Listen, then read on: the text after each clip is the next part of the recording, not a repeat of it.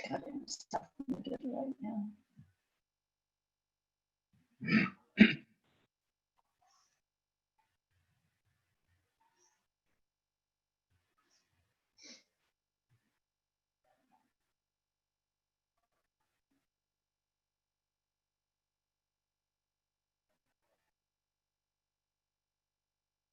Little red. That's what the little red thing is. Mhm. And that's this.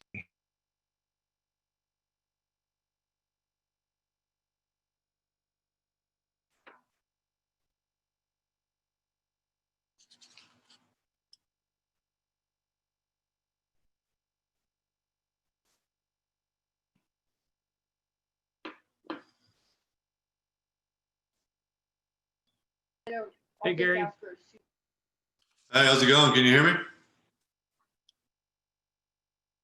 Loud and clear. I don't hear you guys real well.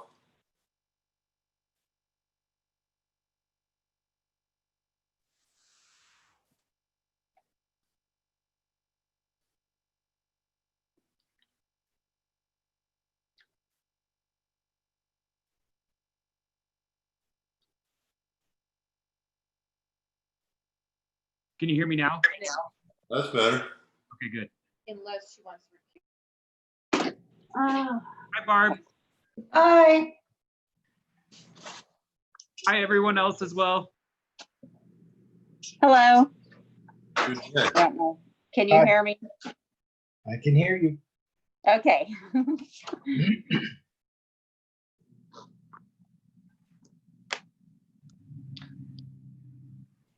Mike, are you still in Idaho Springs or are you back home?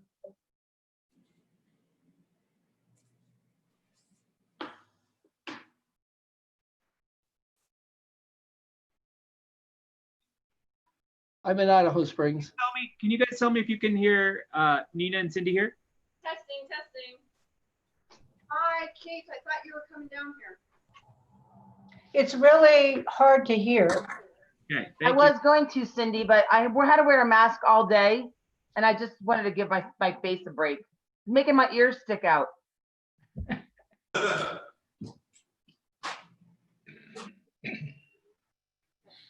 Kate, you have to find the masks that tie. You know, I don't like those as much, Barb, because I always get my hair tied in them. I like the ones that just have the elastic up and down, so you can just drop it down when you don't want to wear it. Yeah, I have one like that and that's surgical and now I'm looking for more, but I can't find them. I just saw a report. The best masks are the homemade ones that are 2-ply. So that's exciting that there's a lot of those floating around out there. Yeah, I mean, Yeah. I have this one that's handmade. I have this one that I got in the UK when we were, working in Beijing. This is an air quality. Mac Daddy one. Hi, Kate. Sorry. I think they can hear us too, so. I thought about getting in on this one too, just in case. you. Try it one more time. Testing, So testing. Gary, now I know what you look like. Yeah, right. Hold on. Can everybody stop talking for 1 second? Can everybody listen to Nina and see if you can hear her? Testing. Yeah, she's back there. Okay, can you hear okay? It's pretty Yeah. early. Kate's shaking her head no. Kate, can you hear me? Let's try.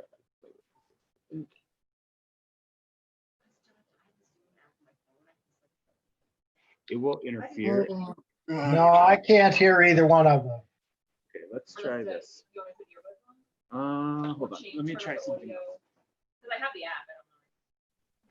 I need to unmute her, but whatever. Oh, Chris will make, I'm so cute. Let's get fancier. I know, that's why it's jumping all over the place. It is, like, it's hooked to, like, 5 fully. Yeah. So just bear with me with. Yeah. Well, especially also in this forum, too. I mean, we have no choice of communication with each other. We're all. How's that? made a copy. On my Facebook, I don't know what she changed the password to. They're talking Mountains. like in the next couple weeks. I don't know. Okay, can we do one more test here? Will you try one more time? Yes, testing. This is Nina. Cindy, Is that I can better? barely hear you, Nina. why is Nina? Can you hear me? Man, you don't know our email password, do you? I know that you're talking. I just really can't tell what you're saying. Okay, try one more time. Testing. This is Nina Williams. Justine, Cindy. You guys are really low. Is anybody else having a problem or is it just me? They're low for me. I can Okay. hear you fine, but it's hard to hear them. Yeah, and I hear you fine too. And I can't hear them either, Kate. This is how we've been doing it. And we'll do 2 Zoom meetings. That way if we lose. One more time. Hi, testing. Can you hear Nina Williams? Kimmy got into. Testing, can you hear Cindy? You guys sound better. I'll put yours a little closer to you because you'll be talking more. You can yell. Yeah. It's We're really- on D-level. That way if one works and one doesn't. Good to go. Okay, you guys, can you hear? Bill's not here, so I guess I'm doing the meeting, so bear with me. It's been a long time since I've done one. Is it better? You guys hear? I think it speeds up. Sorry. You gotta make sure you're on mute. I know. Where's Andy? Where's Andy? Just in the office? Yeah. I thought Barb was gonna be here. Okay, go ahead. So I just start with call to order, right? Call the meeting to order. Okay, I'm going to call the meeting to order for the Planning Commission regular meeting of July 1st, 2020. Roll call. Who's doing it? Oh, Diane. Oh, she's having an issue. And she's coming back in. Diane, can you hear us? Roll call. I can do it. Oh, she's coming. She's connecting to audio.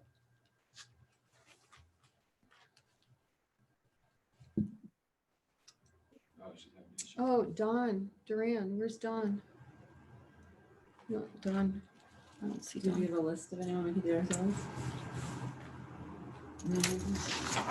Dawn Reimer, I should say. Why did I say Duran? Yeah, I can look at the back.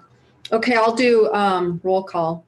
Bill Mayer is absent. Don Reimer. Absent. Jordan Hudson. Here. Chuck Howard. Here? Kate Collier.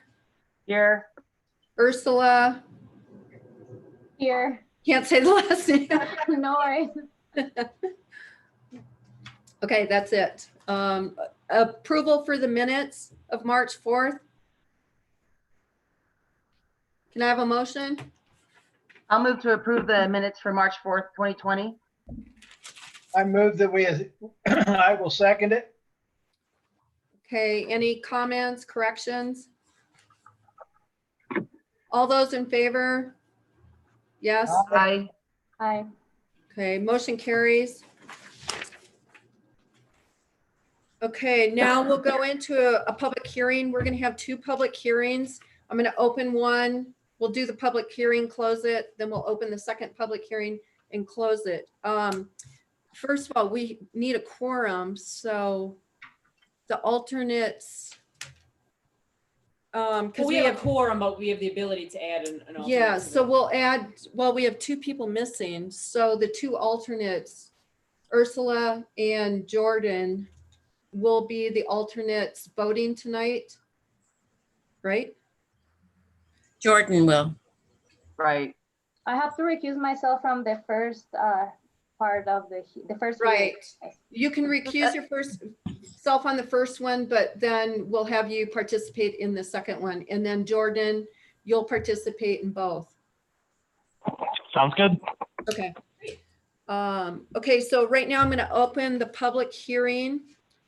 And it's on the Idaho Springs Community Garden sign plan. We'll start with staff report. So you will find my staff report, first item in your packet. And the applicant, I did want to point out that in section 20-141, it does exempt signs that are for any other public or quasi-public agency having jurisdiction over the premises, including but not limited to historic organizations and agencies, and signs required by local, state, or federal law. And in talking to, I believe, Diane and Andy, they had suggested, or Alan had suggested, that this be reviewed by the Planning Commission. So I think the community gardens did an excellent job preparing their application. And I will tell you that I know Andy met with the chief and the people from Mountain Medicinals because they were concerned about the site distance, but we checked all of the regulations, and everything that the community gardens has done is in keeping with the regulations on the books. My staff recommendation would be to approve the sign plan and then allow the community gardens to, I think they're willing to move the fence or the sign a little bit so that there's not a site triangle issue. But again, there's nothing on the books with regard to setbacks for fences or open meshed fences. So again, I recommend approval. Once it's approved, I think Community Gardens is willing to work with Mountain Medicinals to see if they can make things a little bit better. So I'm going to turn it over to Chris Slaymaker to make the presentation. Can I share the screen since I have the presentation document? Okay, is that it for the applicant? The applicant has a presentation. Okay.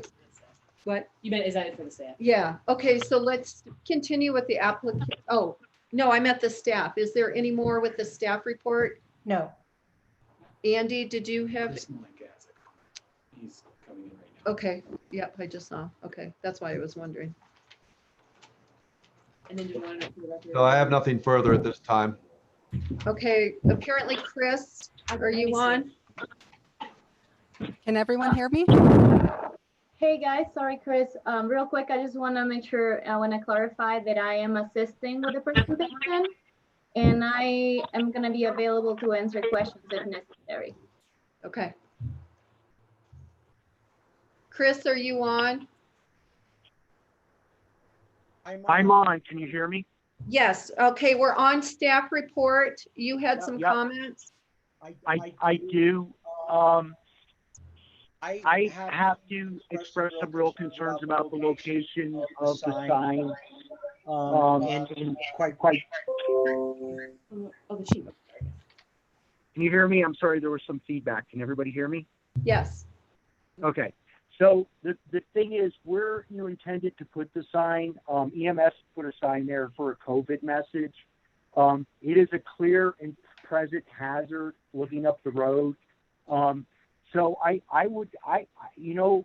historically supported the garden. I still support it, but I also have an obligation as the traffic engineer. In that section of fence, the sign simply would not work without putting people, especially people in lower vehicles, in danger. So my recommendation is that the sign actually go on posts. It's moved slightly to the south, and angled maybe at a 45-degree angle toward the road. I think it will still be visible while providing adequate visibility for eastbound vehicles as well as people trying to pull out a mountain medicinals. So Chris, I think they've made a couple of changes. So when they show you the changes they've made, you can let us know if that adequately addresses your concerns, which we share. Absolutely. Okay. Which fence was this on? I'm looking at the diagrams. So it's the east sign, the oval shaped one? Yeah, and they're going to go through that. Okay. Okay, is that it? Is there any questions for staff? Or we'll continue on with the applicant? Does the applicant want to give their presentation? I am ready if all of you are ready. Yes. I can't hear. Go ahead. See the presentation? Yep. Can you speak up loud?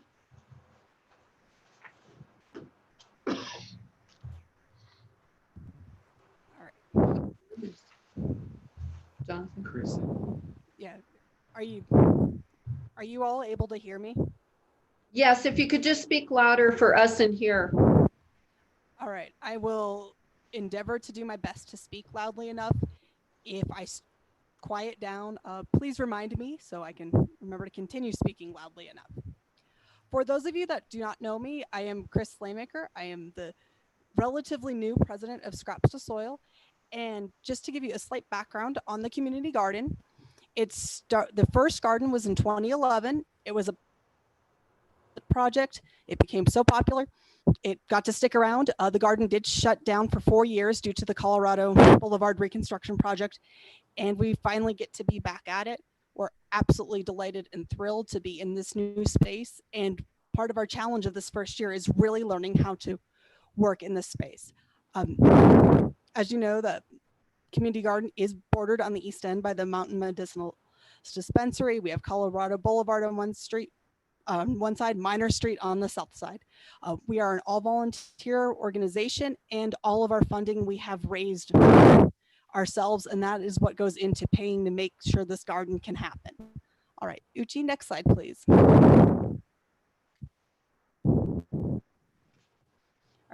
And this is just to get a map, and I know you all can read maps, so it's to give you an idea what we're dealing with. If you see A, B, C, D, and E, that is what we'll be talking about it. A is the East End sign, and that is the sign that's been presented as causing some safety issues. So I will discuss all the other signs, and then we will circle back to our revised plan on A to address the safety issues that have been presented to us. Okay, we're losing you. Okay. Let me try. Hi, this is Andy. One observation is that there's quite a bit of background noise. And so if everyone who is not speaking, if you could put your system on mute, that would be helpful, I think.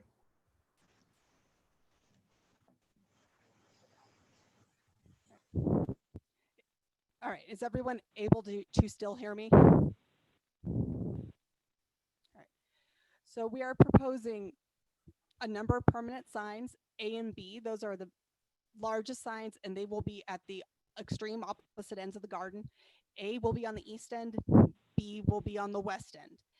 The other two signs we're asking about are signs C and D. And C and D will be attached to that east end gate entrance. And then the final area we are discussing tonight is a request for one temporary sign, and that is the letter E, like elephant. The idea behind that area for temporary signage is to allow community organizations beyond Scraps to Soil to promote their events on that signage. It's an official space, and it's to, help facilitate anything that is going on in Idaho Springs. Uchi, you can go. Okay. All right. And as I said, we're starting with sign B. Sign B is going to be on the west end of the garden. As you can see from our mock-ups, it will go on our shed that's there. All of our dimensions are listed. The materials that we'll be constructing out of are all listed. We do have a plan for illumination, and it will match within the landscape that is already at the garden and in at the area.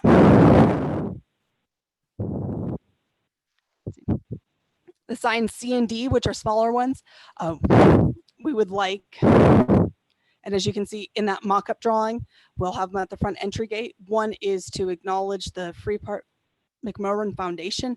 They have been a huge financial contributor to us.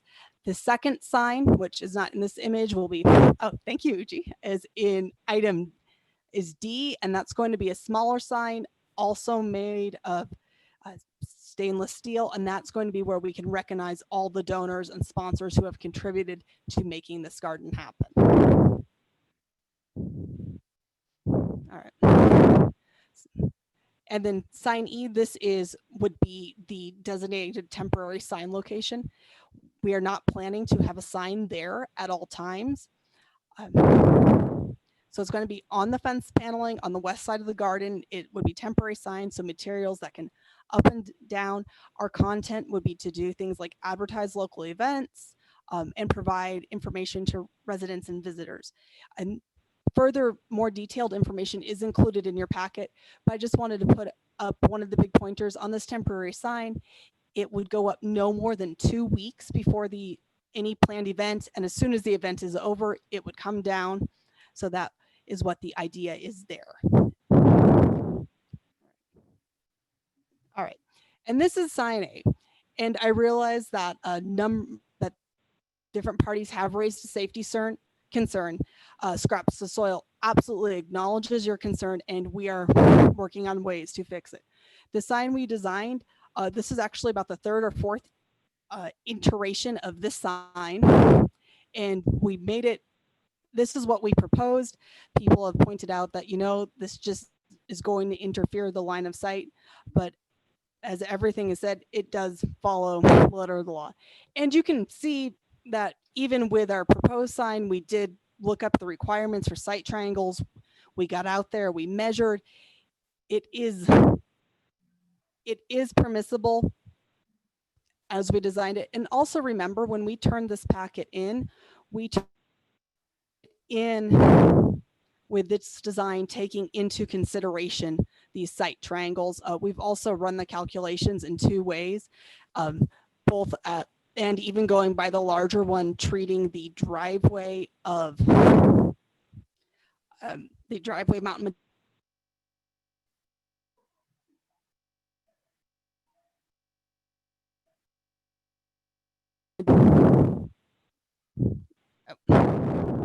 Chris, we lost you. You lost me? Yeah. Okay, am I still here? You are now. Okay, I am sorry that my internet is being spotty today. And what you can see here is we've gone through a couple iterations of that sign we want on the east end. We started in draft 1. It took up a lot more room. We were like, wait, that's going to make it hard to see. We went to draft 2, and we decided on that oval shape in draft 3, and that's also the draft we have done those line of sight calculations off of. And that was what is presented in your packet. Uchi, can you bring up the next slide? All right. So, and my internet did come out. I believe Chief Malanka addressed some of this as a suggestion for a better spot for a sign. I think we're already have an idea for that. We'd like to move it slightly east and south into the pocket garden around it. So the pocket garden is on the east side of that concrete walk path between the walk path and the Mountain Medicinals dispensary. The sign that we're proposing would be about 2 feet above the ground. We know it would be no higher than 6 feet. And can you back up one slide, please, Uchi? And you can see it in this image. It is that yellow line. you can see the shadow of the lamppost there to kind of give you reference, comparing it to where it is on the other sides. And this would definitely get it out of the line of sight triangle. It would still visible from people driving up, driving west on Colorado Boulevard. They would still be able to see it, and it should do everything to address the issues that the Mountain Medicinals Dispensary and some city officials have mentioned with making a left turn out of their parking lot. All right, next slide. Okay. This is the design we'd like to see. You know, it'd be 6 feet wide. The tallest it would be is 3 feet off the ground. It is going to be set up on 2 posts. And even that design, it's going to continue the aesthetic that it's already established in the area. And it's the exact same content of the sign we already have. It's a different shape and a different spot. And this is our idea of the mock-up. And the reason why we do have the Columbine Garden Club of Idaho Springs, we have their sign up there. We're using that as kind of an idea to create a similar aesthetic to conform to what is already in existence in that area. And what will happen where we would like to place that sign on the east end, that sign A, it's going to be in our rock, in what will be the landscaped rock garden. You can see it. I'd also like to mention that sign is double. In your street, they're going to see the exact same content, same image. You might want that to is- repeat the last part that is a double sign. Yes, it is a double sign. And that's our last slide, correct, Tucci? All right. Oh, and the general notes, yes. All right. So anything we proposed is within the sign code that already exists in Idaho Springs. We are not asking for anything special. We made an effort to address the concern on that sign A of being able to turn safely. We've identified a better spot for it and a design consistent of it. We're matching what's already in the community or in that part of our community to create an aesthetic continuity. Our sign will be solely within the boundaries of the Idaho Springs Community Garden, which is owned by the city of Idaho Springs. The sign will not be, none of our signs will be in a way that obstructs the view of any other sign in a neighboring building. You know, all supports for all signs and sign structures will be placed in properly designated for the community garden. All materials of construction for signs and sign structures are of the quality and grade as specified for buildings in the building codes. And once again, all the volunteers of Scraps to Soil will continue to ensure that not only is the garden taken care of, that these signs will be taken care of. Uchi, do you have anything you want to add to that? Since you got cut off a little when you were mentioning, besides the different location of this sign, we're also proposing that this sign will be double-sided, but it will be the same this sign on each side. So you will be able to see it from Colorado Boulevard and also from the pathway if you're coming east. And that's all, I think. And if you guys have any questions, we're happy to answer.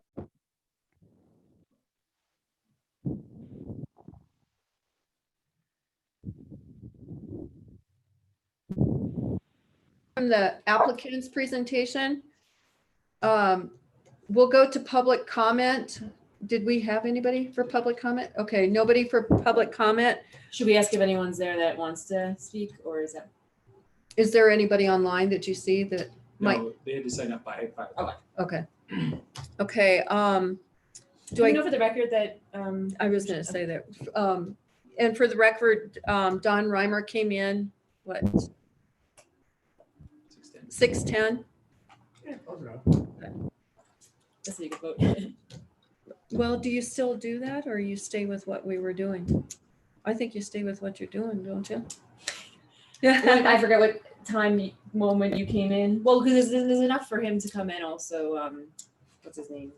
Jordan. Right. Because you just came at the very beginning. Did you hear all the presentation? Most of it, a design Okay. presentation, yeah. Okay.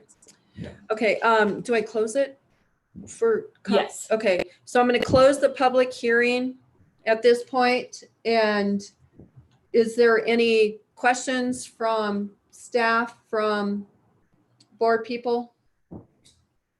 Commissioners? I was wondering how Chris feels about the new sign location.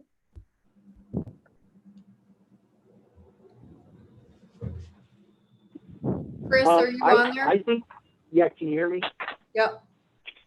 Sorry, I had a technical difficulties. I think that the new sign location is fine. I think it addresses the problems. It's a very attractive sign, well done.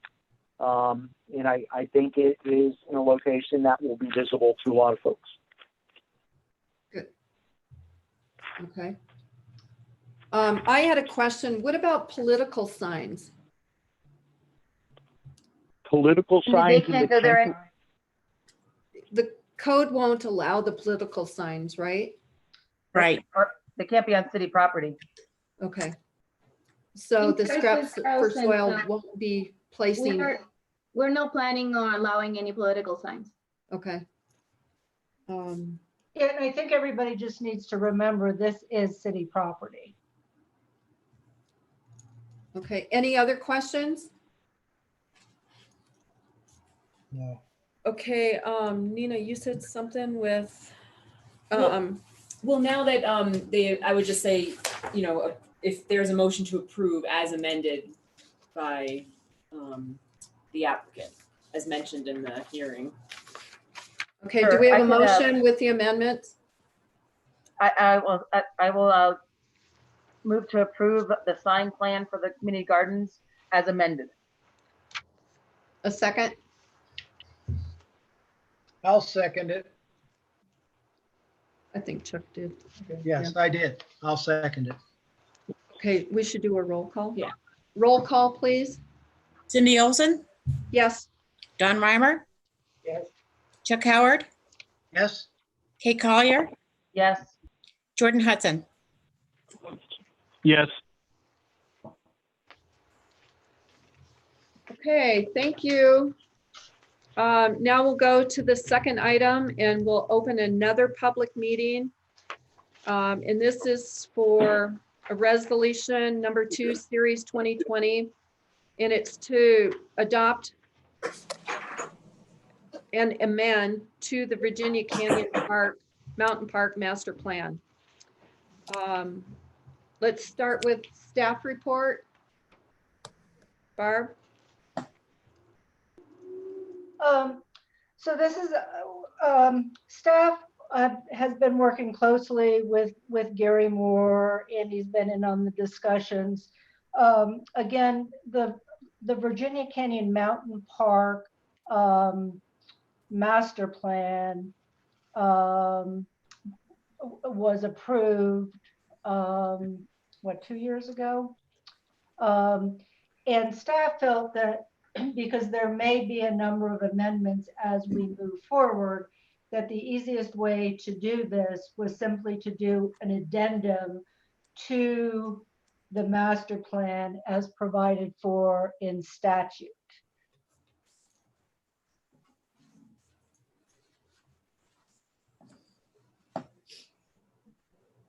Okay, I think we lost her. Jonathan? Where'd he go? And if I can share my, She did freeze for a second. Yeah. Now she's back frozen again.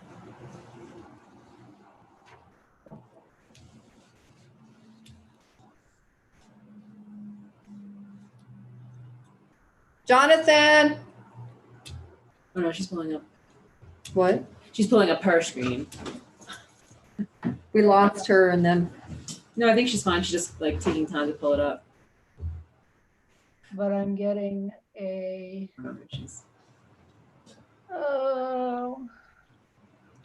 I'm getting a message that my my connection is unstable. which is, We can see and hear you right now, Barb. I know, but I'm,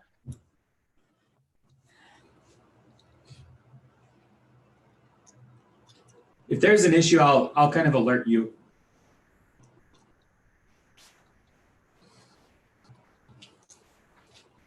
I don't think she's hearing us at all. no, I am. It says you are sharing your screen, but you guys cannot see it, correct? No, We we can can. see it. So you can see the Virginia Canyon Mountain Park? Yep. Oh, good. Okay. So Gary, do you want to just give them a quick overview? Because this is really the guts of the addendum. The addendum is only 5 pages. So Gary, do you want to just walk people through?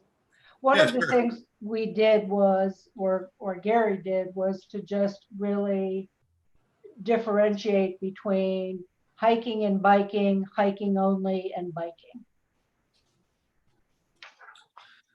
Yeah, as Barb said, the initial master plan here for Virginia Canyon Mountain Park was approved last September. At that time, we did not have access to all the land up around the upper landing of the Argo that we do now, thanks to that team.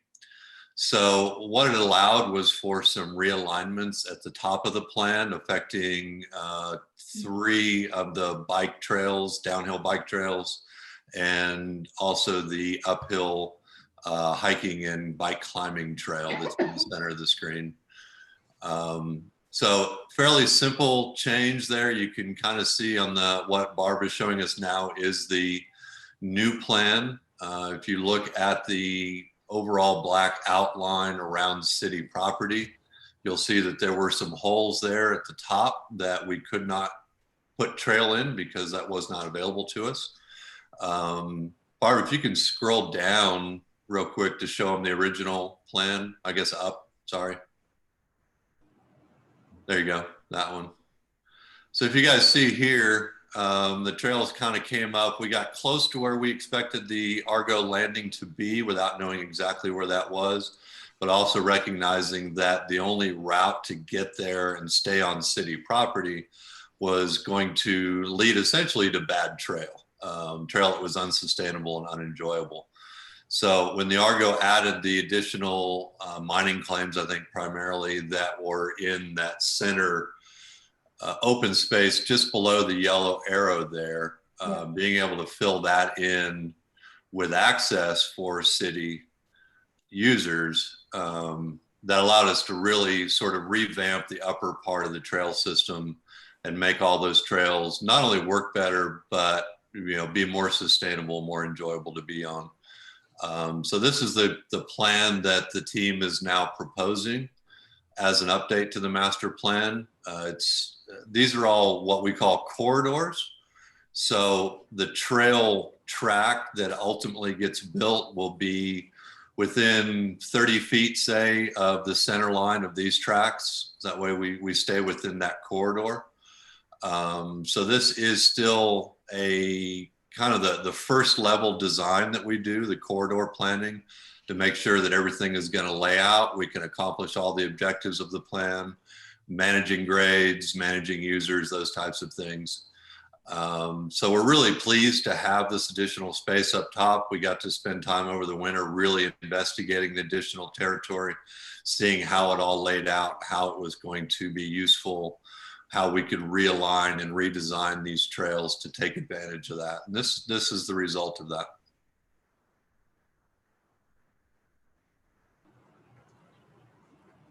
So does anyone have any questions for staff or Gary? Okay, if there's no questions, do we have the applicant? I actually have a question, sorry. I'm a little slow. Go ahead. I can't wait till this happens, so you know. But I have a question.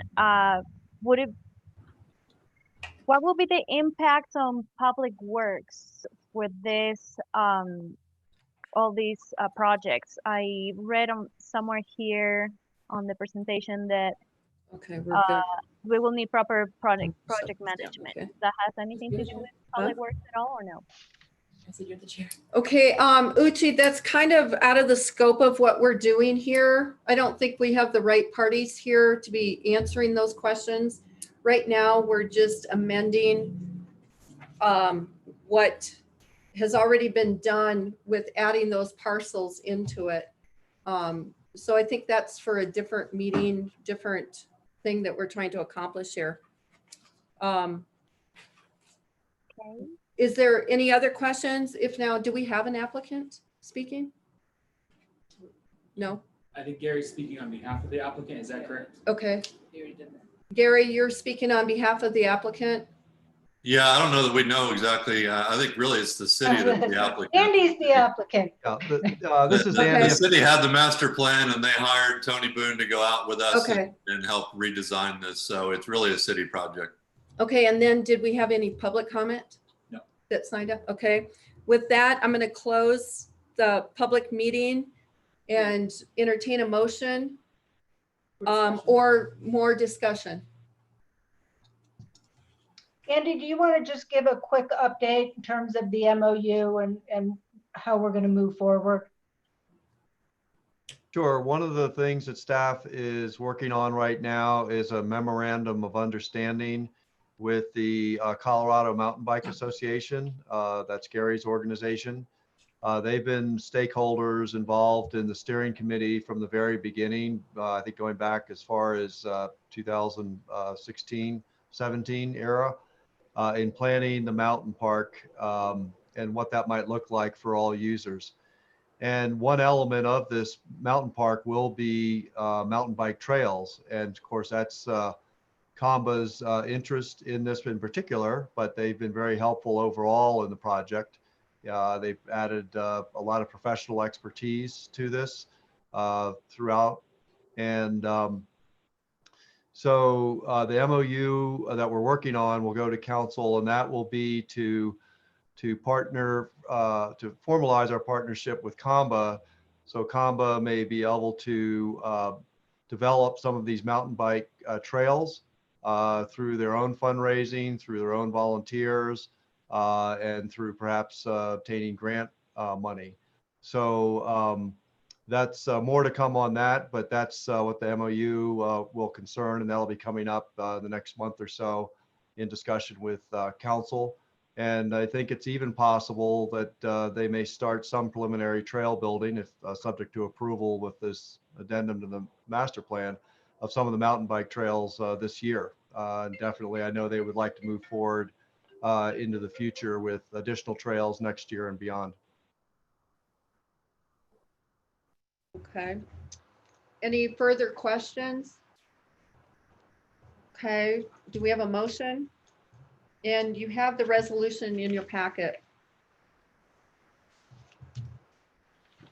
I move to approve the addendum to the adapted VCMP master plan as provided for in CRS 31-23-208. You should reference resolution number 2. Yeah. The top of the sorry? page. You should reference resolution number 2, series Sorry, 2020. okay. Can I just, as amended by Diane? That works. Okay, a second. Once again, I will second it. Okay, roll call. Cindy Olson, Yes. Don Reimer, Yes. Chuck Howard, Yes. Kate Collier, Yes. Jordan Hudson. Yes. Okay, so she did Jordan. Yeah, that's fine. Okay, I'll okay. tell you when I- Okay, with that, we're going to close the regular meeting for July 1st, 2020. Do I need to? Cindy, at the very beginning of the meeting, you guys approved the minutes of March 4th. May 20th. I heard March 4th. Should be May 20th. May It 20th. was March 4th. Who made the motion? Kate. I did. That's what you said. I repeated after you. Oh, well, I was reading off of this. So it's the minutes from May 20th, 2020. Alrighty, I'll amend it to May 20th, 2020. And Chuck seconded. Yeah. You say that? So it's probably reading from the minutes from last time that said it's partial. So I don't know. Thank you. Oh, I might have done that. Thanks, Kate. Okay, with that, we'll close the meeting. Do I need a motion for that? No. No, okay. I'm asking that. Okay, now we'll adjourn to a work session. If there's any of the parties that don't want to be on. Okay, so we'll start the work session and it's a staff report on the draft lighting ordinance. So my thought is we go through this and then does it go to council to approve or does it have to come back to us to approve in a regular meeting? Let's see what kind of thing this is. No, it'll go to council, correct? Just straight to council? Yeah, that's what I'm hoping. It depends on the item that's on looking. Who wrote it? Did you do it, Jonathan? Oh, okay. Okay, do you want to give us, Barb, a? Well, I'll give you an overview. I believe it was at the meeting. Okay. Was it, did we have an April? I don't know if it was the May 20th meeting. Maybe we had a meeting before that. The days and the months are all mushing together. March 4th. But the commissioners had talked about the fact that there had been discussion maybe a year or 2 years ago about getting a lighting ordinance on the books. And I believe it was Ursula that said, I'd rather have something now, even if it's simple, and if we need something more robust later, we can move towards that. So I've drafted a very simple lighting ordinance for consideration by the commission. I did look through the files, and to my surprise, some of you may know Bob Stencil that runs the observatory on the top of Mount Evans. And I worked with him in 2000 when we were doing the scenic byway plan for Mount Evans, and that's all he could talk about was, you know, protecting, you know, the dark sky. So I was surprised that he and Alan had connected last year. So this is pretty simple, but it should do the trick. When you write a lighting ordinance, there are really two criteria, and I actually have included like a little diagram. One is what's called the requirement for an IES true cutoff fixture, and IES stands for the Illuminating Engineers Society, but they're the engineers that sort of do lighting. So one is to sort of protect the light from shining up. The other issue is to control the amount of light that is allowed within the property, and then also the amount of light that you're going to allow to spill over the property line. So the approach we have taken is sort of fivefold. One, we are requiring IES full cutoff fixtures. And I just want to point out that that might sound scary, but you can go to any big box, you can go to Walmart, Lowe's, Home Depot, wherever, and they all now sell, and most of them, that's all they sell, are these IES true cutoff fixtures. Two, this short, succinct ordinance measures light levels beyond the property line and sets a maximum light level. Again, technology is really a great thing, because in the old days, it was like, oh my God, I need a light meter. I need somebody to do a photometric plan. There are now actually apps that you can get on your iPhone or whatever you have to measure light levels. We have established the overall limit on site to 10-foot candles, and that ensures that businesses have adequate lighting. We have established lighting limits for residential and non-residential uses. We have also taken into consideration, and it's too bad Chris isn't on the phone, one of the issues when you do a lighting ordinance is security. And so we've also looked at that aspect. And we have provided exemptions for outdoor recreational courts and fields. I also want to note that the lighting standards are consistent with the lighting levels that were established in the plan development for Argo. So if we just, the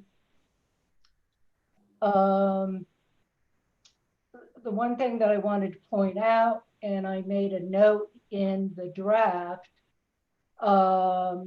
that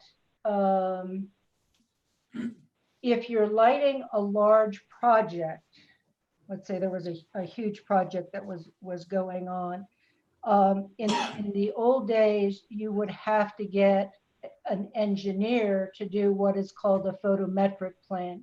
And the photometric plan actually just shows the light levels. The last one I can remember doing was City Market up in Granby. And so there's a plan that shows the light levels, you know, where the light poles are, and then at the edge of the property. What we have found in a lot of the small towns now is that actually those photometric plans that are showing the foot candles are now typically done by whoever you're ordering your lights from on a large project. So it doesn't cost what it used to cost in the past. So again, and I did provide a definition of a foot candle. That is the measurement that has been used for centuries to sort of talk about how much light is within a site and spilling over to additional sites. There's, and I didn't include it here, but there's actually sort of arithmetic formulas where you can convert foot candles to lumens, which is what most people are used to when they buy a light bulb.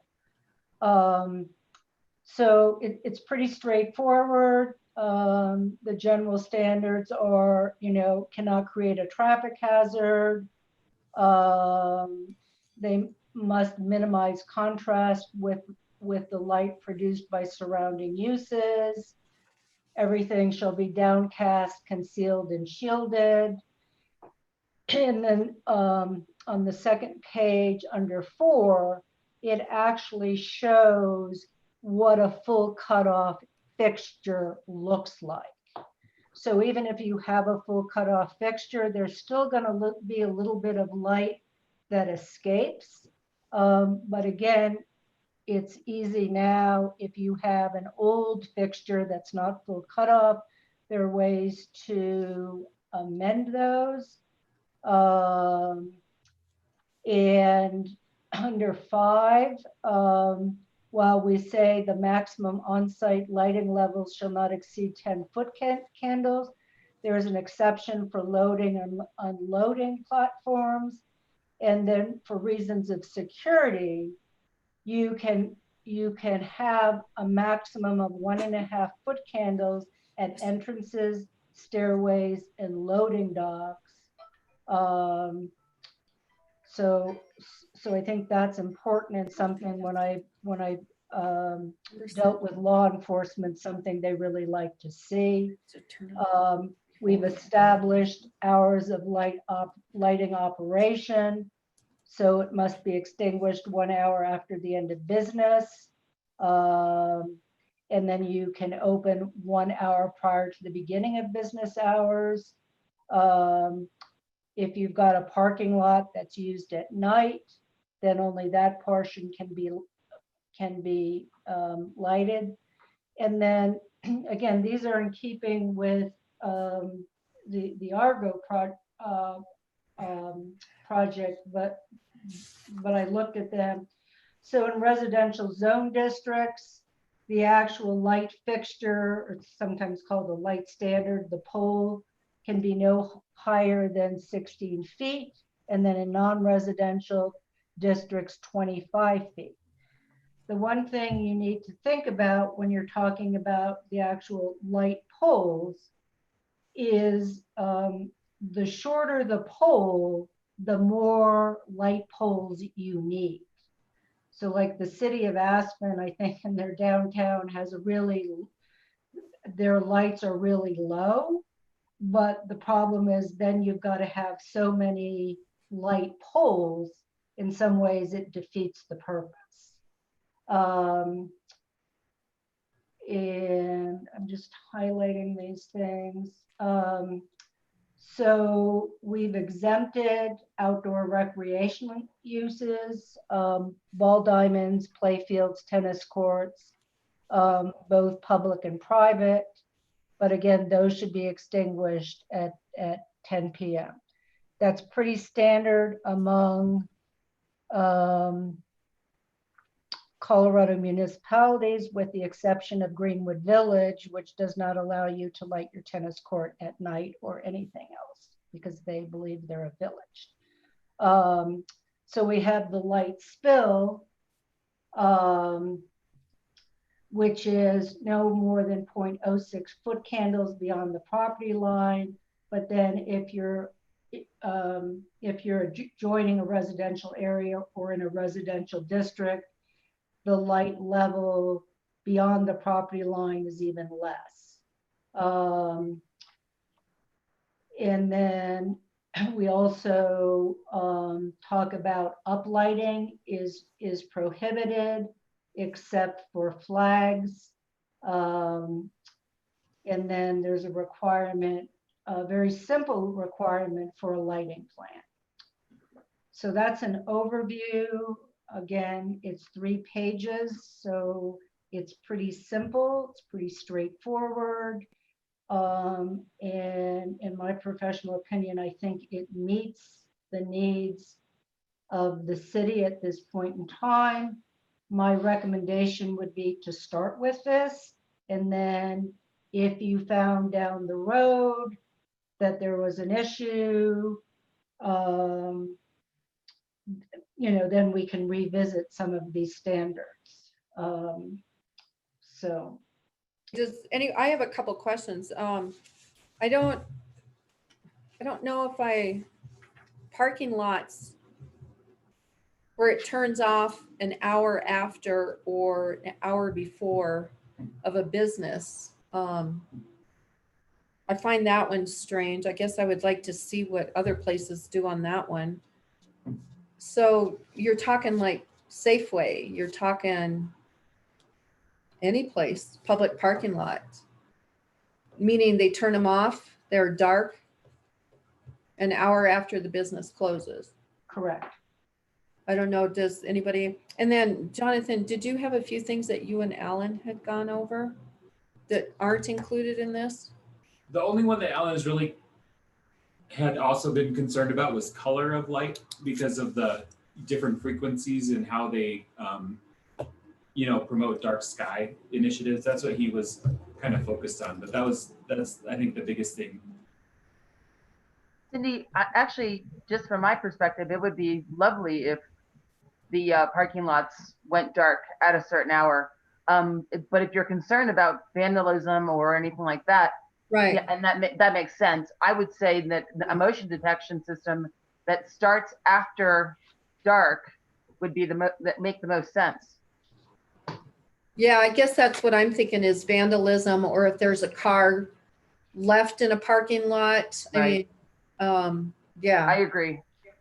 But it would be nice to have, because I mean, I see, you know, and I'm sure a lot of Sunnyside sees the Safeway parking lot from their homes. Also, in kind of in relation with that you guys are mentioning right now, Barb, I know on 0.6 hours of lighting operation, that kind of covers it, but I found that we could also chose to, I assume, to do some kind of shut off controls, like do some sensors or timers and motion detectors. And I was actually talking with some other locals here the other day about someone tried to break in Lawson Fishes a couple of weeks ago.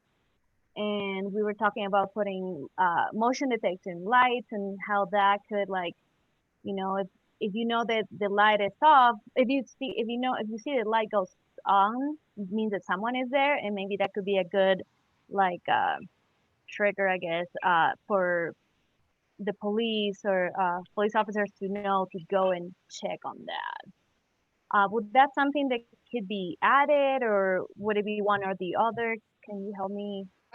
I'd be afraid of the motion one, thinking of animals. I have a motion one on my garage and it's like, oh my gosh, it's crazy. That motor goes off all the time. Yeah. So let's just look at, just again, let's look at number 6, okay? So this says, you know, all parking lot lighting fixtures and exterior building lights, except those required for security purposes, shall be extinguished within 1 hour after the end of a business. It also then says, if a portion of a parking lot is used after dark, only that portion shall be lighted. So does that provide the flexibility? And I think Safeway is like the perfect the perfect parking lot to talk about. I think they'll all say that they're going to have lights on for security. I mean, if you're a business owner, that's naturally what you're going to say. And who's going to be able to say, well, no, it isn't, because it's their business, they're securing. I know this isn't the same thing, but it's actually the Safeway sign that is the most intrusive. I think the Safeway parking lot lights actually do go off after dark. Do they? I can say I don't notice them from my house, which does look at all the lights. I don't know, Uta, you usually have a bunch of questions. Would those security lights, could those be motion detectors? I mean, I definitely like the fact that we're asking them to turn them off during, you know, not working hours. But I don't know. I just saw that. I just read that that could be a good indicative for the, you know, of criminal activity. But I mean, of course, I mean, Cindy has a good point that wildlife is here too. Also, a lot of those types of lights take warm-up time, so a motion detector net wouldn't necessarily come on while the activity was actually happening. A lot of those outdoor, like the Safeway lights, they take a long time to warm up and actually get bright. So by the time they kicked on, whatever nefarious activity was happening would be over. Jordan, so at the school that I worked at, what we had was we had our, you know, the normal lights that would go on at 5 o'clock and whenever time, you know, the winter time. But then those lights would turn off at 8 and the motion detector lights would go on. So they were actually separate lights. I know what you're saying. They take too long to be motion detectors, but it would be a separate light in my mind altogether. So do you, you know, one of the things you want to do with it, and then I'll get to the color of the light, but I want to see if, would you like changes to number 6, or do you think that provides the flexibility that I as a business owner need, as well as you as a resident also need to protect the dark sky?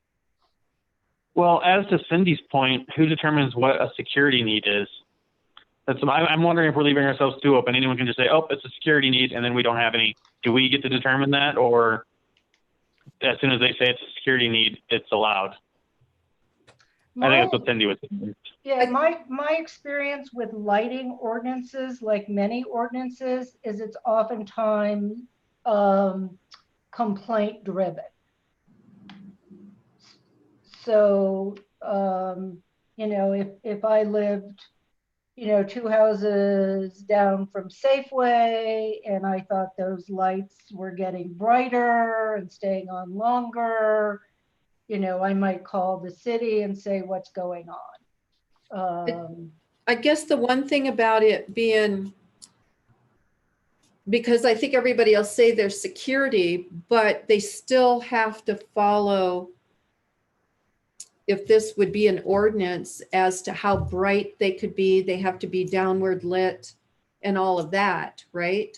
So Yes. even if they are claiming they're all security, they would have to follow these guidelines, right? Correct. Is that, I mean, Yes. and then what about existing lighting? Where does that fall in something like this? So that is,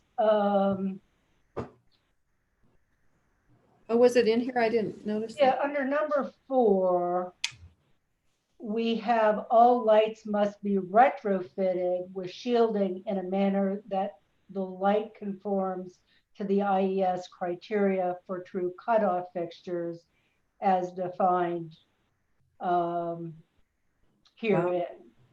And so typically you need those 3 things to keep the light sort of from bouncing up. Again, that's a policy decision that you might want to provide direction to City Council on, because you can either say, well, the light has been there, so it's only new light, or you can say, you know, gee, we'd like existing lights to be retrofitted. Okay, so right now, the way this is worded, it's saying that they would have to be retrofitted. I don't think we're ready to say that without us all looking around and seeing. What if we built that? When we did Come and Go, didn't we require them? Kate, you might remember. Didn't we We did. require them to do the right lighting? The same with Carl's Jr.? We did. And actually, everything that we've done so far, we have dictated that dark night sky kind of model. Uh-huh. That's why I kind of thought we had already done this. I was sort of surprised that we hadn't put this on paper, but I kind of agree with you, Cindy. I don't know if that I'm ready to tell people, especially after this economic downturn, that Yeah. they need to spend money right off the bat. But what we could do is say anything that was, you know, changed going forward would have to go to the criteria that we are discussing. Yeah. Okay, so what I'm hearing is to modify 4, that you're not required, if you've got an existing fixture, you're good. It's all fixtures moving forward. Or anything that's changed out, Barb. Okay. Yeah, so any changes to their fixtures. Cindy, you guys, what do you think? Yeah, because I agree with you. It's not like we're going to be able to tell people. Well, can it be like complaint driven? Like what driven? Like complaint, like driven. I mean, for example, my personal experience is that the lights that are along behind on the school facing Colorado Boulevard are super bright. And I live right there. So I can't wait to be like, hey, you guys gotta change the lights. Yeah. I have another point, and that's right down Minor Street. So are we going to replace all of the lights on Minor Street? Yeah, I was wondering about a historic exemption or something, because all the ones downtown would not fit this. Why? I think there is a distinction already, though, guys, just because that was it's a separate district altogether. Right, Jordan? Yeah, it's just not referenced in here that district is exempt from this. Right. But that might very well be probably something that needs to be parceled out. Does your color make a difference? Well, and that was the other thing is, do we want to exempt the whole downtown district or just like the historic lighting down there? I mean, we still don't want super garish, bright, flashing lights at night, which this would say we're not allowed. Yeah, the type of historic lights you had in your downtown area, I would be surprised, but maybe Mike, you can look if it's still light when you're driving out of town. That type of fixture usually gets retrofitted so that it is a full cutoff. We would still keep the historic look of them, but they could be easily retrofitted. Oh, yeah. It cannot be retrofitted. No, Jonathan's saying they can't, but that might be where a color can make a difference. And those are owned by the city, the lights, so that could be a different option, is the color of them, which we haven't addressed the color in this. And So I'm gonna get to the color because that's number 2. So I just, so do you want to exempt the historic district? Well, not a blanket exemption, because we still don't want someone to come in with a very bright flashing light that doesn't fit with the historic district. George, You know? I think that I think it's actually in the designation of the downtown district that you're not allowed to have any of those flashing lights down there already. Cindy, am I Perfect. right about that?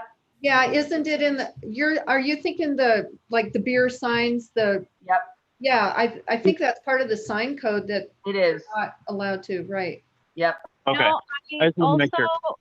sorry, I was doing some research on kinds of signs and, lights, and there's actually like those kind of old style signs, lights that Illuminating lights, aren't can they? be that will work for this.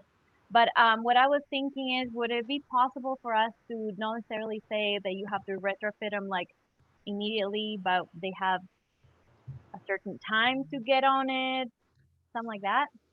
Like they have a plan to do it in certain months or years even? I don't know if that's what you guys think. I think that's realistic too. I mean, this is just a work session. And right now it doesn't, I mean, we can't make a motion to move this on to, So Cindy, I actually did clarify. Okay.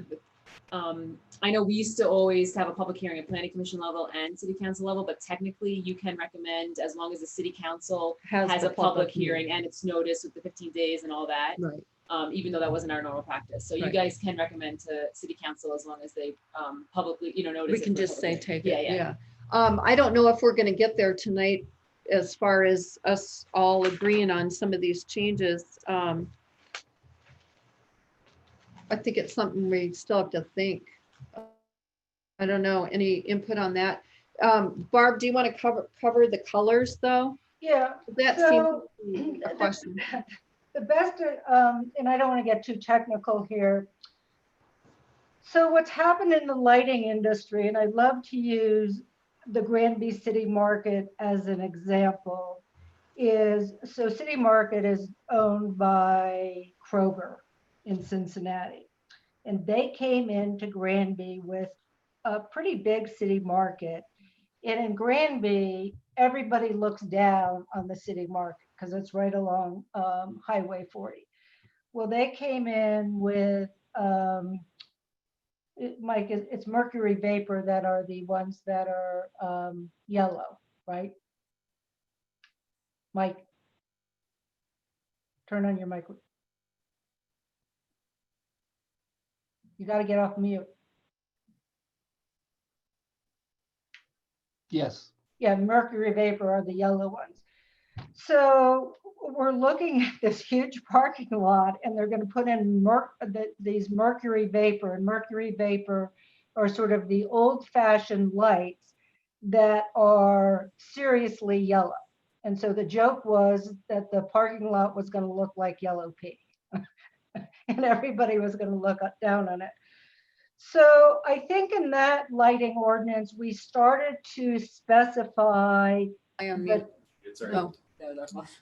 types of lighting that could be permitted. So metal halide is a great example. And then what started happening. Okay, can I interrupt for a minute? I think what I was thinking with color and stuff wasn't something that somebody else has done or how many ever years ago, because I think the technology's changed. Right. I was looking for, is there specifics in the year 2020 as to what people are doing with lighting and colors that maybe can be adapted into our community where people aren't having to change these fixtures or trying to do it where we can get to some sense of having the dark sky stuff sooner than later. Well, so going to what what Cindy, Izzy's number thinking about the 2 school light. addresses that. So rather than talk about the types of light, metal halide, mercury, this is allowed, this isn't allowed. I have left it simple by saying the light source must minimize contrast with the light produced by surrounding uses and must produce an unobtrusive degree of brightness in both illumination levels and color rendition. Isn't it? So again, it leaves some choice, some flexibility, and it doesn't say you have to have this type of light fixture. I guess I find that kind of vague, and who's going to police this? I mean, I think we got to have stuff simple enough. We're trying to get this in place. Uchi, you wanted to see if we could kind of fast track this. It's good to know what the next development that's coming along, the Argo, that they're already doing it. I'm thinking just from our discussion, there's more stuff I'd like to look into before we make a decision on even passing this on to council to go to an ordinance. But I mean, we could revise this again, right? Yes. And I was thinking that on number 4, that all lights must be, when we say that all lights must be retrofitted, what if we give them a certain number of years to be effective, like an effective date in so many years? And then that way we're not pushing it like super hard right now, but we have something, and then we can revise it here. Uchi, you mean like by 2024 or something like that? Like all lights in the cities will be retrofitted to the, I mean, I'm fine with that, actually. But, It does, I'm the new one, so. no, I mean, I like the idea. Regular number, is that too soon? Is that too far? You know, really, Safeway is the biggest in the school, right? Safeway in the school are probably the biggest in the town that would have to change And out their lights. possibly McDonald's. Maybe, yeah. They might get less complaints over there because there's fewer homeowners, but yeah, I guess you get what you're saying. Mm-hmm.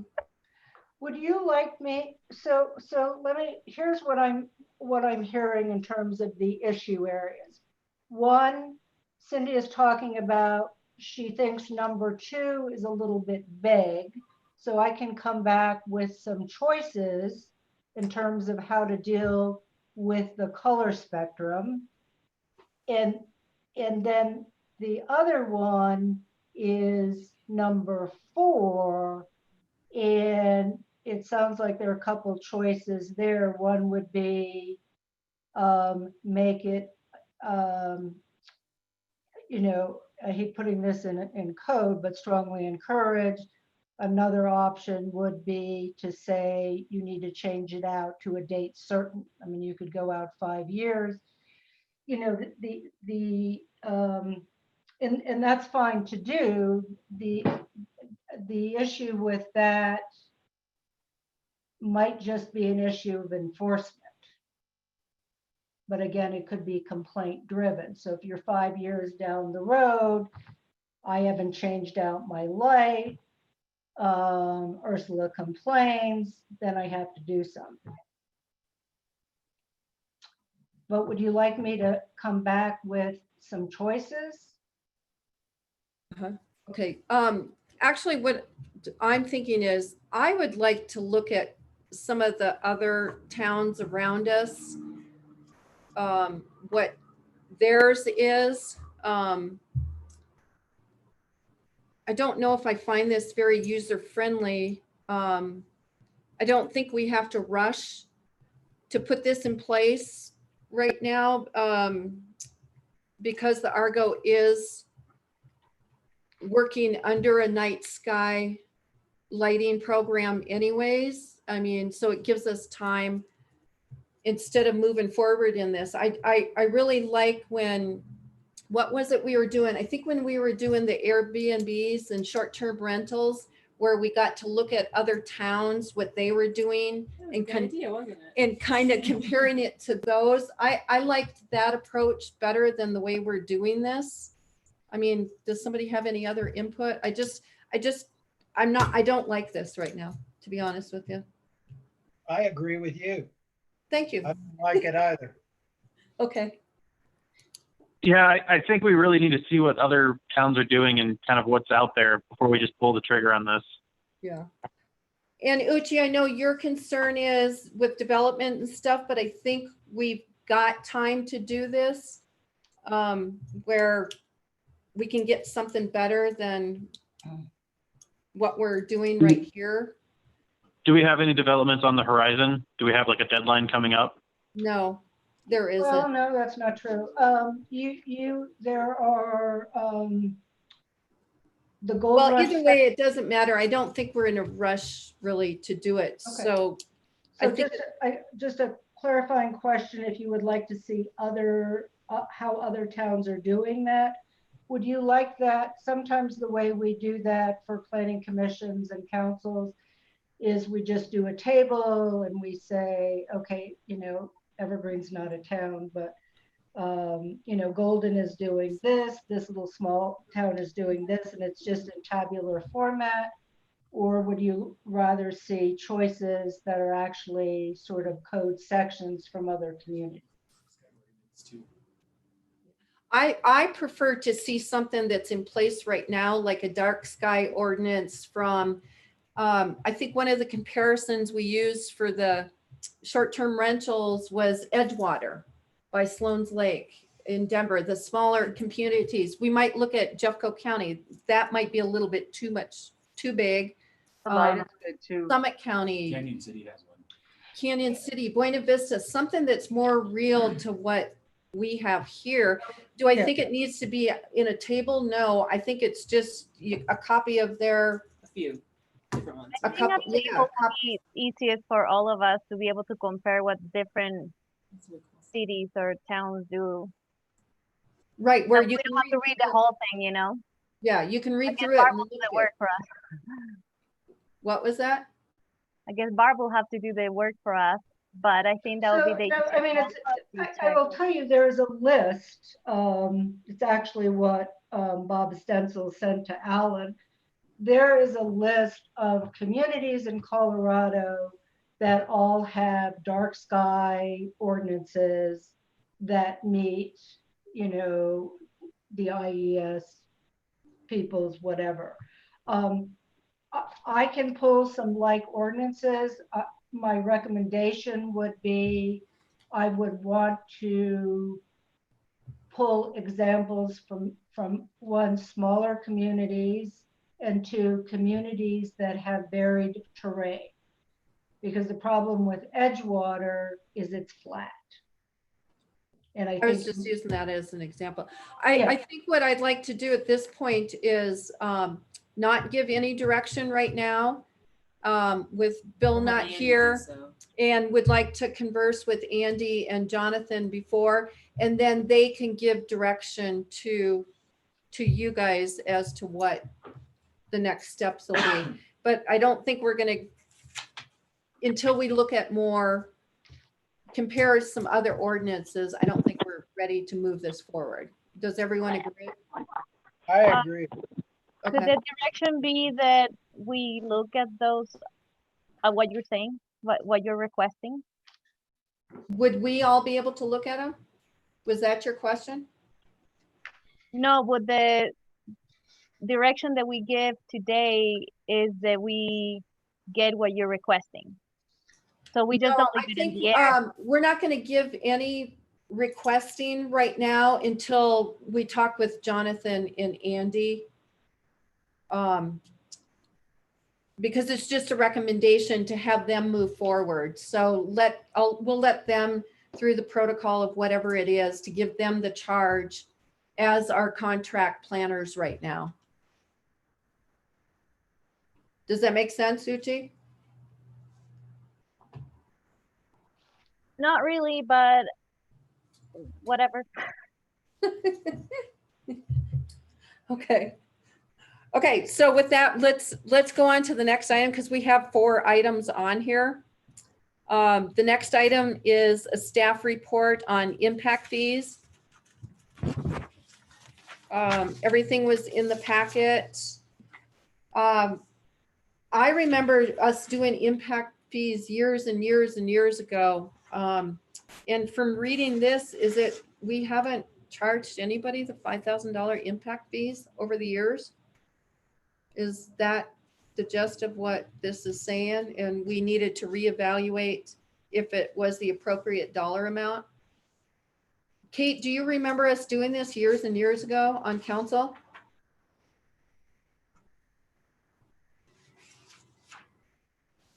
So let me. Sorry, guys, I was on mute. No, I don't actually. Well, Cindy, we've done like 4 different traffic impact studies. Yeah, see,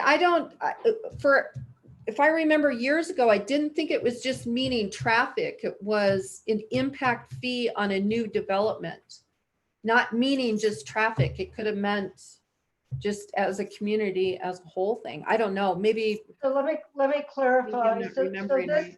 this came up because there's a project that may come in front of you that per the city attorney requires a subdivision.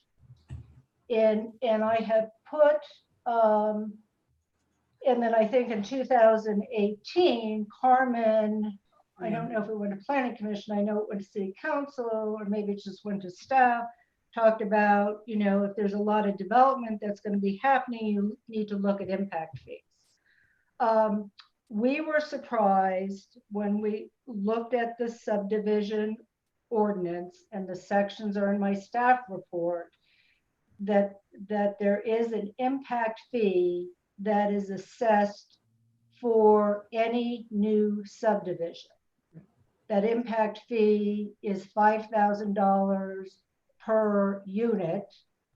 If it's single family, it's also $5,000 per unit if you are to build a multifamily development and you're having to subdivide your lot. This came up in the first question, and also this fee of $5,000 per single family dwelling unit or $5,000 per multifamily unit is in the fee schedule and has been, Cindy, you're right, on the fee schedule since 2006. When we discussed this with Carmen, Andy, and I, one of the issues that came up is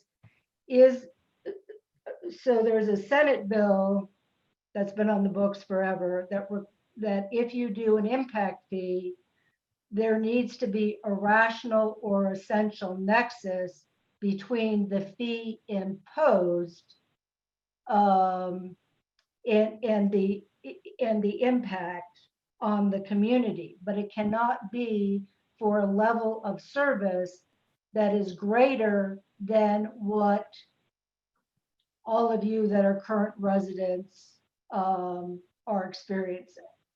So for example, you cannot charge this traffic impact fee for a greater level of service than now exists in the community. So Carmen suggested that we do a quick study to see if that 2006 traffic impact fee could be justified. And so what we did, and it was Bob Haywood in our office, is we went back and looked at the HDR study on roads that was used to support the bond for road improvements. So that is the memo that comes from Bob Haywood that's attached to my staff report. So that's sort of where we're at. But again, the city has adopted a policy that roads should pay its own way, and that you can charge an impact fee to maintain the existing level of service. Okay, but you cannot, it cannot be for an increased level of service. So that's sort of where we're at. We were also surprised that in your current municipal code that you are also, and I'm not saying one way or another whether I'm a fan of this or not, that the code specifically says in the fee schedule that if you're going to subdivide land and it's non-residential, so you're doing a commercial development, you have to pay $2,500 per parking space that you create.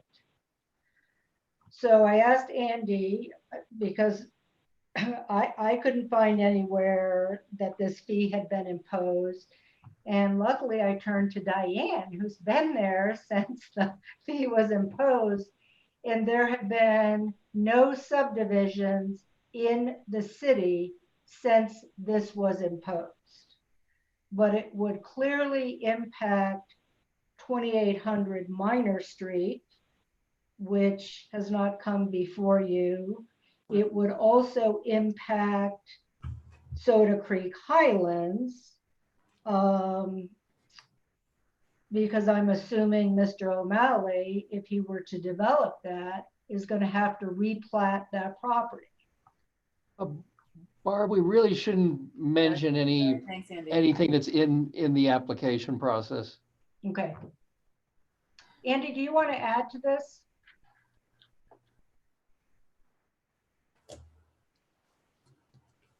No, I think you set it up well. I think we just need some direction on how we want to proceed with impact fees. And we're also planning a joint workshop with Planning Commission and City Council on Monday, July 20th.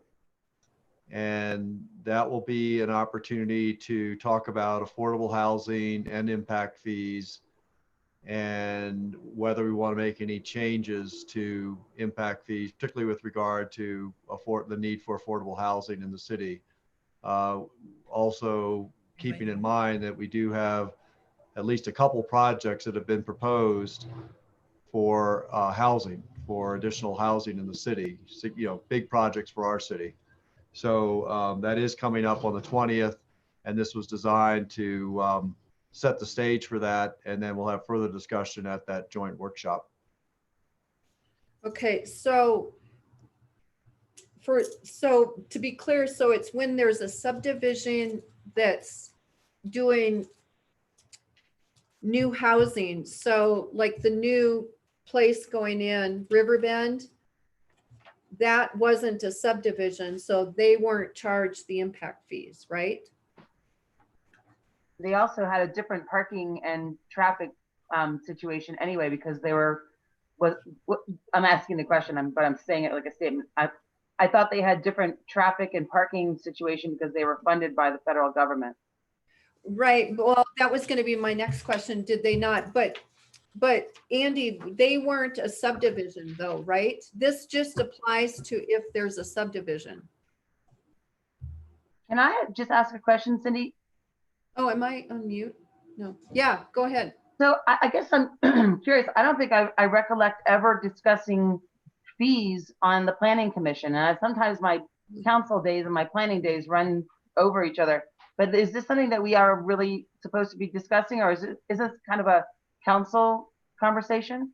You know, I think originally, I think we did it through council, but I remember when we were doing Bristol Cones that this was talked about. Were you involved when we were doing Bristol Cones years ago? Yeah. Yeah, I think we had talked about it then, but I think it originally came from council. I think where we're at with this right now is just leaving this alone. All of us work on it and think about it until we have that work session. And I guess my biggest question is, but Andy, I don't think you're hearing me. Andy, do you hear me? Yes, I can hear you. Oh, okay. So is this impact fee just on subdivisions? That's my understanding from Barb, yes. Okay. And traffic. Sorry, do you want me to clarify? 'Cause I'm- Well, it's So whatever it affects. So yeah. one of the things, so my understanding, Diane, correct me if I'm wrong, the last subdivision that was processed in the city of Idaho Springs, because I talked specifically to Diane about this, was the Hidden Valley Minor Subdivision. And that's a property where Polar Gas is. Okay. That apparently was approved prior to this fee being put in place, This fee was put in place when Tim Caters was your contract planner. So again, we were surprised it was on the books. We wanted to let you know that. I think the other piece of this, which then relates to affordable housing, the last page of my staff report, is that it is possible for a city to waive an impact fee or other similar development charge on the development of low or moderate income housing or affordable employee housing. So that's yet another option that is again a policy decision on the part of the city. Okay, So Nina I just has wanted to, comment. because I think what Cindy is asking, and I think I'll answer it, just share. So, which is based on Barb's staff report. Currently in our code, we only have impact fees for subdivisions and for, as it relates to a traffic impact fee.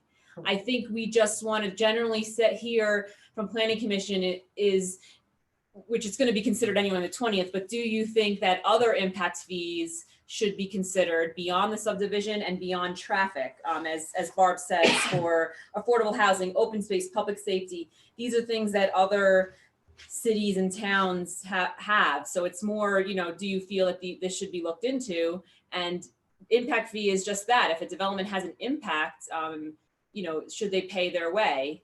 I think that that's what we're trying to say here. If that, I think that further clarifies what you're trying to say. Right. So it sounds like, Andy, that we should be prepared for this for that work session on the 20th.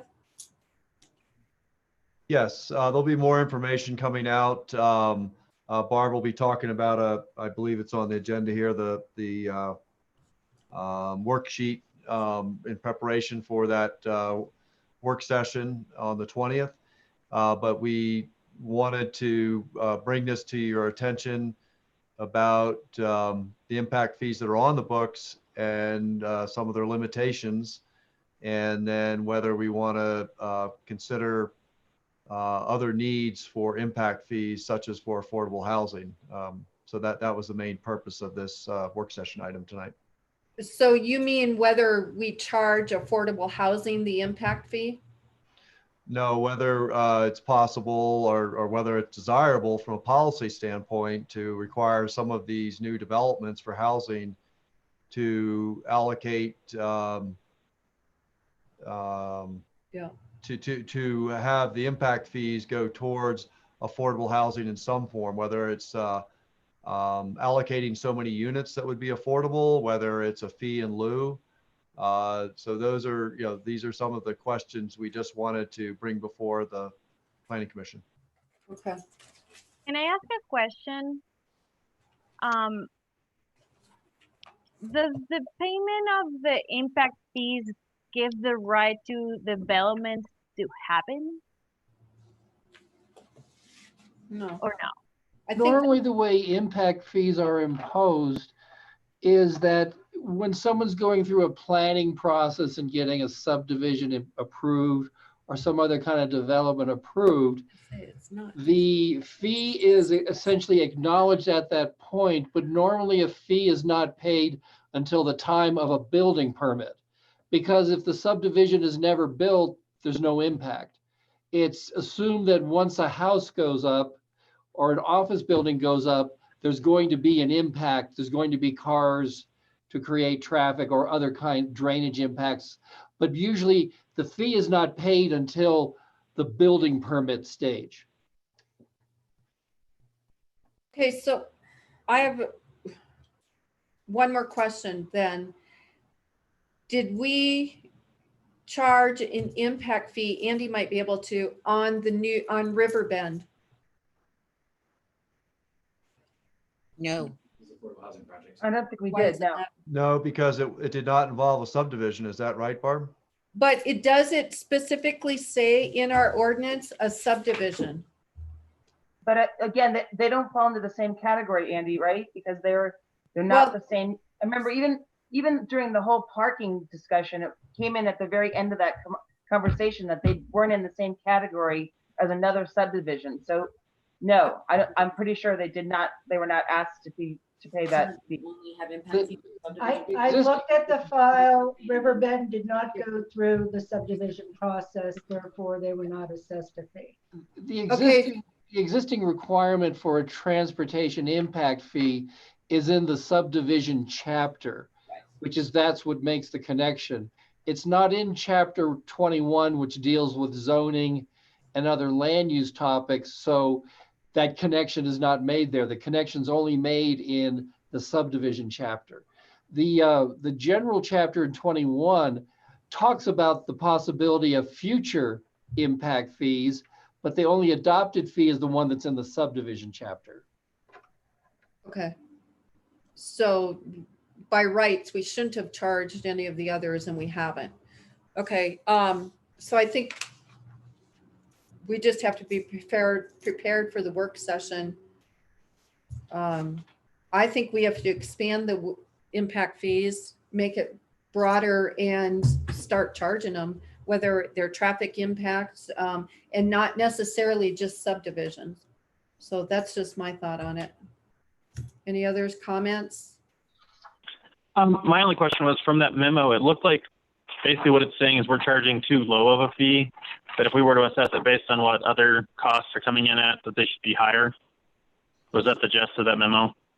No, Jordan, let me address that. So again, by Nina's at Senate Bill, whatever, when the impact fee legislation was passed by the legislature, it only required that you ensure that there is some connection between the fee that you're charging. Right, I got the connection. And it's then a policy decision by the city council as to whether they want to charge the full fee, which can be justified by going through the analysis we did, or are they okay charging a lesser fee? Most of the municipalities where I've gotten into this, particularly the small municipalities, tend to charge a lesser fee because they don't want to close down new development. They don't want it to be too onerous. But again, gotcha. So it's pretty standard to be lower. Decision. Yeah. But Jordan, I think that to answer your question, I think the study showed that the current fee that's passed by resolution by council is lower than what cost could be justified. So I think that was just to clarify that. I think that's what you were asking, and so the city could, by resolution, wouldn't be an ordinance, wouldn't be a change in the impact fee. The city could change that impact fee from $5,000 to $8,000 or to $10,000 or whatever that study could justify. Thank you, Andy. Yeah, okay, that's what I was wondering. Thank you. So we're trying to recommend then that we have a study of which calculate additional impact fees. No, I think this is for information, and then when we attend that other work session, we'll get more clarification, I think we're all agreeing that we do need to be doing something more. Does that help you, Andy, for the work session to move forward? I would think looking at some numbers from other places too, with what they're charging impact fees and what those dollar amounts are, would be good information. Okay. And to be clear, if other impact fees were considered, that would require more fiscal analysis. And I think that's one of the questions that's asked in the staff report. So that doesn't have to necessarily be addressed tonight, but that hopefully we'll get some direction out of the workshop, the joint workshop with City Council and Planning Commission on the 20th as to how we want to proceed with impact fees. Give it to Jonathan. Okay. Okay, with that, let's move on to the next thing, a staff report on the affordable housing worksheet.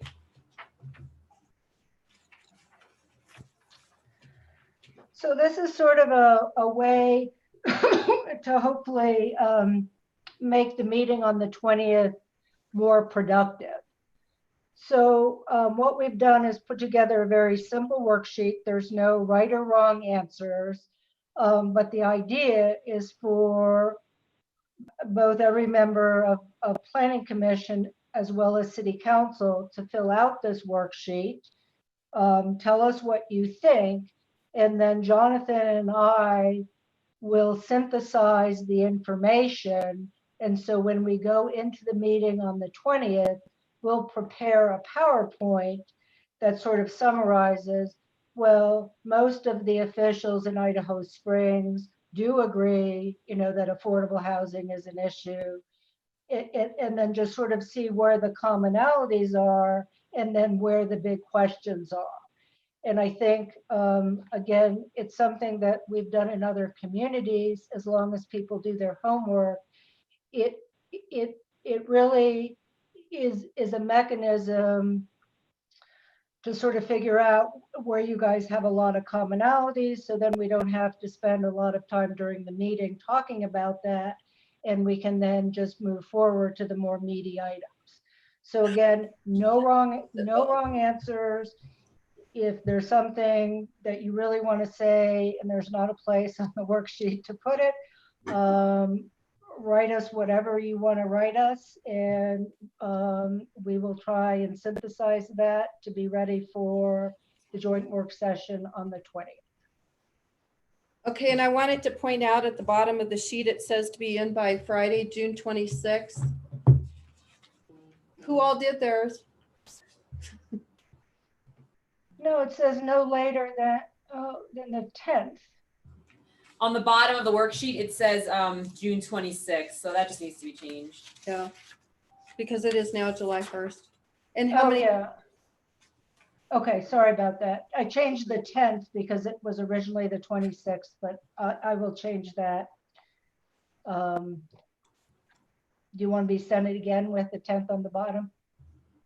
No, I don't think I need it again. Well, if you do that, my husband and I are kind of big. We've been doing a lot of research on the whole affordable housing. And I've noticed that the question number 4 doesn't really match up with the recommendations from the local housing needs assessment that the county has. And there are a few policies that are available out there that I would love for my colleagues to know about.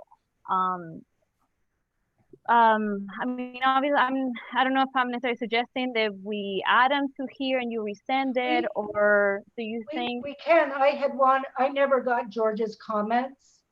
Mm-hmm. And Jonathan had said that George had comments. If there are comments on this, we have enough time, particularly on 4. I reviewed the EPS housing needs assessment, and I did go over this with Jonathan, but if you guys want to do a little bit more massaging of that with Jonathan, we're happy to make that change. And I think that will be cool because, I mean, it kind of relates more to what our local assessment is. And then so I did take this, Ursula, I took this out of that needs assessment. The county? Yes. Oh, okay. But I didn't, it's not stated the same way as it is in the order it is in the housing needs assessment because it's way too long. And so what I tried to do is take the key points out of that housing needs assessment so that it was easier for people to look at this. And it came from a couple different places in the assessment.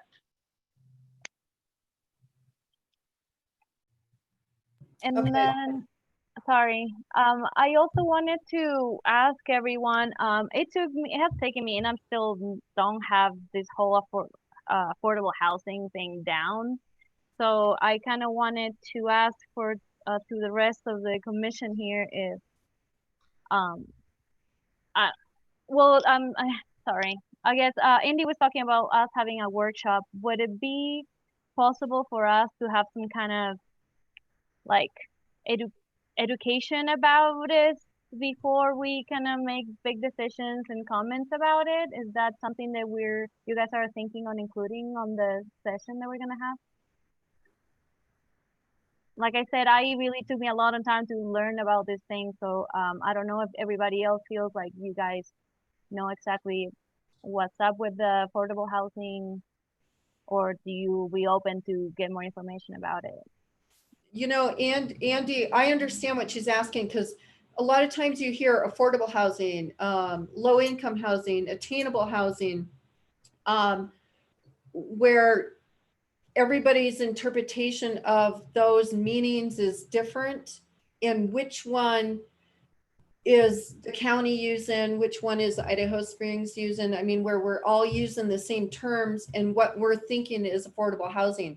Is it low income? Is it, I mean, I agree with Uchi, some clarification on what we're addressing. I mean, we're building the new place, Riverbend, and are we calling that affordable housing or attainable housing? So Cindy, one of the actual first question is, what is your definition of affordable housing? And I put sometimes called attainable housing or workforce housing, because every community has a different definition of affordable housing. They all call it something different. So I think that where we need to start is not the county's definition, but what is the city of Idaho Springs, its officials, what are they thinking about affordable housing? What do they think it is?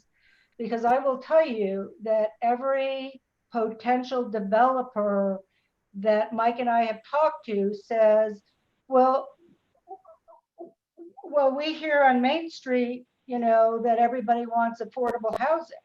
And Andy, Mike, and I talk about it, and it's like, well, what does that really mean? And so this first work session is really an opportunity for the officials, both Planning Commission and City Council, to tell us, what do they think affordable housing means to you for the city, which may be very different than what it means to the county. I know, I'd like to know. Uchi, did that answer your question? It kind of did me, in the sense of, okay, so we're kind of trying to decide what the right balance is. I agree with Barbara saying, for sure. I guess a little more direct, I think it will be nice to have a presentation about the local housing needs assessment that we have, and I bet you I can convince someone that has been working on that to give that presentation if you guys wanted to, because I do feel like, in a way, it's good to find out where we are and what we think about things, but at the same time, I mean, we're one community. The county is one community, and I feel like we should all be eventually on the same, speaking the same language. So will you guys like a presentation? I can convince someone that is really cool. Or maybe, or I know John is really cool and knows a lot about that too. So what do you guys think? Jonathan? Yeah, he did his thesis on affordable housing, and he's nice. I did. I do. I'm also on the housing team from the county, so I've been kind of abreast of what's happening. Yeah. So maybe at the beginning of that work session, that's something Andy and Jonathan can talk about and go over, but to give an updated small presentation to bring us up to speed, I think it's a great idea, actually. I like that idea too. I've read that study, but to hear it in a nutshell would be kind of good. And that's between Andy and Jonathan, if his time can be, it can be a 5-minute presentation on it. Does that sound good, Andy? It does. And I know in talking with Barb about this, it was intended to be educational as well. So obviously there's a balance between, how much time we want to spend on education, but we also want to, through the survey, provide ample opportunity for city council and planning commission members to weigh in, to reflect on it, and then hopefully we can get some policy direction at that work session. So I think, yes, we could definitely kick it off with an educational component. Cool. Good. Good idea, Richie. So what I'd like to say is, because I sent this out to George, I sent it out to Jonathan and Andy, and I said, if you want any changes to this worksheet, let me know before we get it out. So if anybody would like any changes to this worksheet, please get me their comments no later than Friday, and we'll send it out again. Okay. Okay, any other questions? We'll move on. Who's doing the upcoming projects? Is it just an update? Or is that it? I didn't. It's last page. Yeah. I think Barb or Mike were just going to give a very brief update on a couple projects. Oh, the cemetery one. Okay, it's in here. Great. Okay, it's 10 to 8, so we're done in 10 minutes, so go for it. Who's doing it? Barb? Oh. Barb? Mike will give the update on the annexation of the cemetery. Okay, the city is looking at, or would like to annex the cemetery along Highway 103. It's not quite 70 acres in size. And like all the annexation processes, it involves not just annexation, and there's a time limit on how long you can take going through the annexation process by state law. Property also has to be rezoned to a city zoning district no later than 90 days from the time that the annexation takes place. The zoning process and the annexation process can go on at the same time. So the 60-day process in state law, which you can also be doing the rezoning process parallel at the same time. It's just that city council needs to make the decision on the annexation before it makes a decision regarding the rezoning. And the planning commission has a responsibility to be making a recommendation in this case. And so in putting together the process on applications, we look at how those two are put together so that planning commission can make its recommendation before city council makes its decision. In addition to that, which could occur with respect to the cemetery, is that there's an adjacent landowner who's interested in annexing to the city as well. And with respect to that property, there's a portion of the adjacent property right now where a public road goes over that property that is privately owned.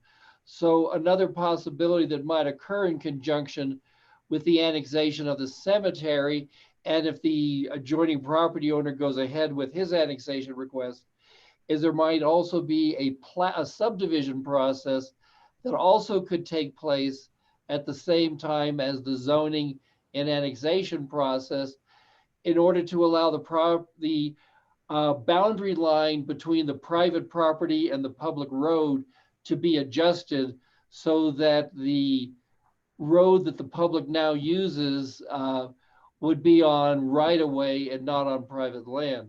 So it's possible that the cemetery annexation process could be a simultaneous annexation, rezoning, and subdivision process.